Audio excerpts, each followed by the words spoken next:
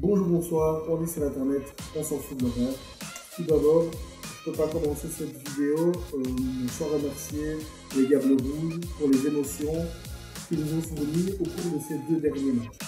Pour des raisons techniques et logistiques, je n'ai pas pu tourner la review sur le Japon, donc je vais en parler maintenant, ainsi que du match Belgique-Brésil qui fut tout d'abord historique. C'est parti.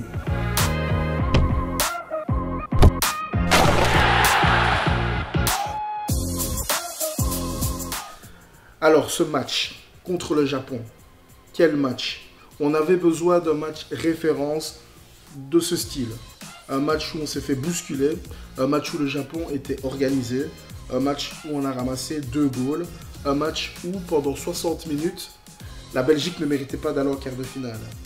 Mais quel match? J'ai eu peur, j'étais en stress, je me demandais ce qui est en train de se passer, j'étais en train de me dire mais putain, on va déjà retourner à la maison, c'est pas possible, j'étais dans tous mes états, je regardais ce match avec des amis.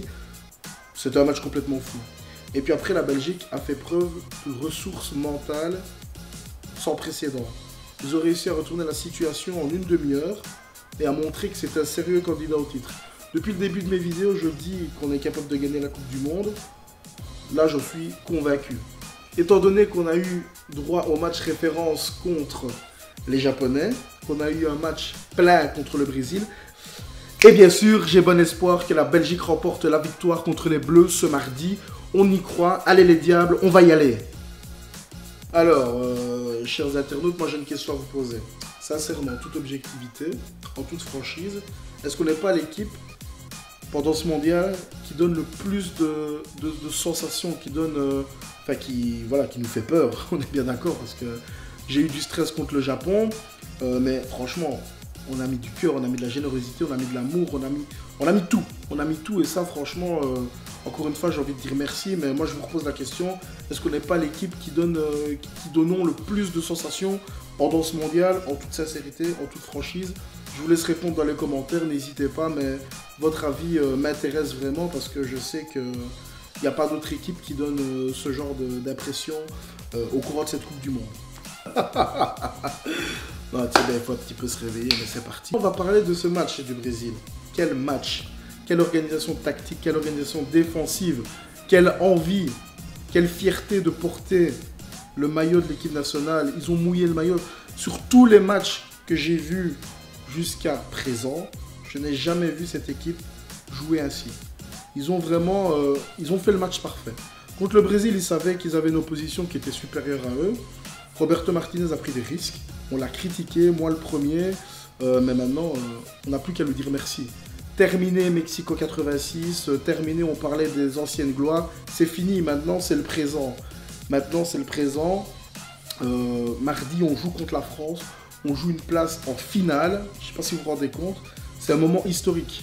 C'est un moment historique ce qui s'est passé, c'est un moment qu'on pourra raconter à nos enfants, à nos petits-enfants. On pourra dire qu'on a vécu ce vendredi 6 juillet où on a enfin battu une grande nation. On a battu le Brésil. Je ne sais pas si vous vous rendez compte. On l'attendait la grosse nation parce qu'il y avait plein de détracteurs. Ouais, mais la Belgique, ils jouent que contre des faibles, ils jouent que contre des pecnos, nanani, nanana. Ok, ça va. De toute façon, allez, j'ai lu un petit peu quelques articles, je me suis un petit peu renseigné. Et j'ai lu que le Brésil ne voulait pas jouer la Belgique en amical. Parce qu'ils avaient peur de se faire ridiculiser. Ah ben vous avez raison les gars, on vous a attendu de pied ferme, on a attendu un match officiel et on vous a bouffé les gars. On vous a bouffé, vous n'avez rien pu faire et je suis vraiment fier parce que vous avez joué avec vos cronesses les gars. Franchement vous les avez portés du début à la fin et ça, merci parce que vous nous avez fait vivre un moment inoubliable. J'ai regardé ça avec des potes, j'étais tellement content que j'ai sauté complètement habillé dans la piscine. Enfin, j'ai pété un plomb, littéralement pété un plomb. J'aurais pu finir en hospice, en salle de dégrisement, je ne sais pas. Mais c'était, non, franchement ce qui s'est passé vendredi, c'était fou.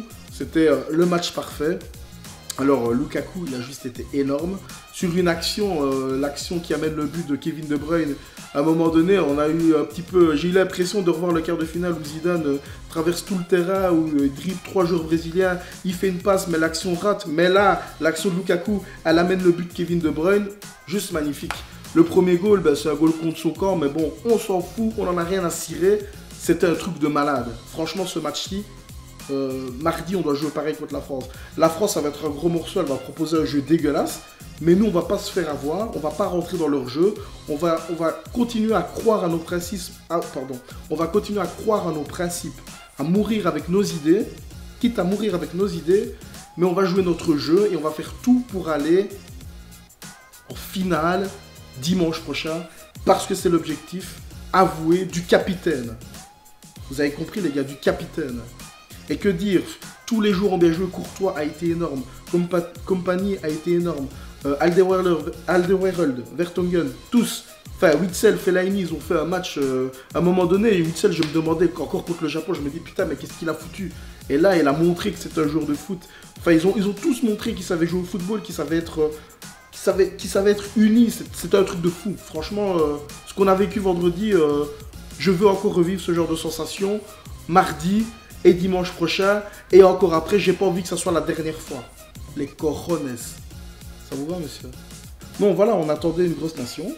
Et on a été servi. Bon, je vous avoue que j'aurais préféré affronter le Brésil en finale. Bon, c'est pas grave. On n'a pas fait les fauchetons comme les Anglais. Parce que bon, pour parler des Anglais, bah, le match qu'ils ont fait contre la Suède, on a l'impression que c'était une promenade de santé en quart de finale de la Coupe du Monde. Nous, on a eu directement deux oppositions qui nous ont posé des problèmes. Bon, on en est venu à bout. Mais voilà, le Brésil, qu'est-ce que c'est? Le Brésil, c'est une institution. C'est le football. C'est le pays qui vit, qui respire le football, qui sent le football. C'est le pays qui a participé, enfin le seul pays qui a participé à toutes les phases finales de la Coupe du Monde. Donc je sais pas, j'essaie de vous situer, hein, toutes les phases finales. Donc nous on a 12 participations, eux ils en ont 21. Voilà, je dis ça, je dis rien. C'est le genre d'équipe, quand ils chantent l'hymne national, tu as tout le stade qui chante l'hymne national en a cappella juste après pour bien impressionner l'adversaire. Que nenni, nous on en a rien à foutre. On était là, on a dit ok ça va chanter a cappella, blablabla, ok pas de souci. Mais on s'est pas laissé avoir. Il y avait une grosse pression, on a su gérer la pression. Et encore une fois, Roberto Martinez et Thierry Henry ont eu les mots durs afin de mobiliser les troupes pour que nous puissions jouer avec nos tripes contre les Brésiliens. Ici, au niveau donc, des joueurs de l'équipe nationale, il y a 3 joueurs que je voulais vraiment, enfin 4 même 5, je pourrais dire les 11, mais vraiment, donc déjà c'est Nasser Chadli, pour commencer, j'ai l'impression que le mec, il a eu une saison complète alors qu'il a été blessé quasiment toute la saison. Il a juste été énorme, donc pour moi, Carrasco peut rester sur le banc, Chadli mérite 100 fois sa place. Fellaini, franchement, il était sur tous les ballons. Neymar, il n'en a pas touché une. Il a été muselé. Le match qu'il a fait, c'était juste énorme. Franchement, l'impact physique qu'il amène dans cette équipe, tu ne dois jamais le sortir. Fellaini, tu ne dois jamais le sortir. Witsel a fait un match aussi terrible. Eden Hazard, il a été intenable tout le match. Tout le match, pied droit, pied gauche, passement de jambes. Il a réussi tous ses dribbles, il a raté aucun dribble. Donc sur 10 tentatives, il a réussi 10 tentatives, ça c'était jamais vu dans une Coupe du Monde. Et c'est pas un Brésilien, c'est Hazardinho. Donc non, les gars, franchement, allez, on a juste envie de lui dire qu'on les aime, on a juste envie de lui dire merci parce que ça a été la fête dans tout le pays. Et mardi, ça sera encore la fête. Et on veut faire la fête aussi dimanche.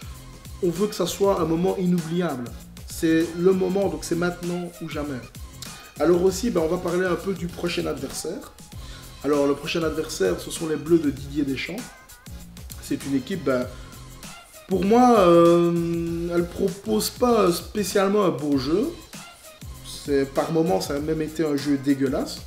On va pas se cacher, on va pas se mentir. Mais c'est une équipe qui est tout à fait capable d'aller en finale aussi. Ils ne sont pas arrivés en demi-finale pour rien. Ils ont fait le match qu'il fallait faire contre l'Uruguay. Edinson Cavani a beaucoup manqué lors de ce match. Maintenant, à quel type de match est-ce qu'on peut s'attendre? Ça va être un match disputé dans l'entrejeu. Je pense que N'Golo Kanté ne va pas lâcher Hazard d'une semelle. Donc ça va vraiment être compliqué parce qu'il fait un très très gros mondial.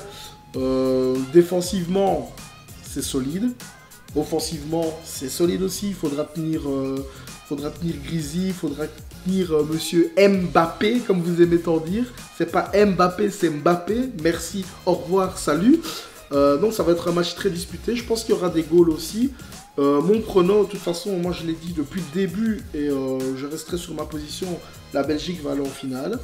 Donc ça sera victoire 2-1 ou 3-2 pour la Belgique. Donc je vous laisse au niveau des pronos. Si c'est 7-1, moi ça me va aussi, évidemment.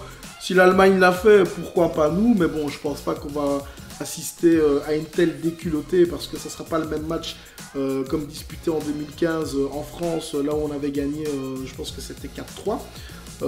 Donc voilà, ici ça va être un match disputé, un match très intéressant à regarder.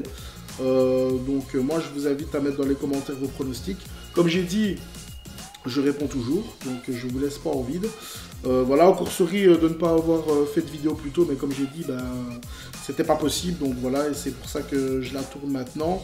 Et je vous remercie encore pour vos soutiens, vos commentaires, ça me fait toujours plaisir quand on me demande « Ouais, quand est-ce que tu vas sortir ta vidéo?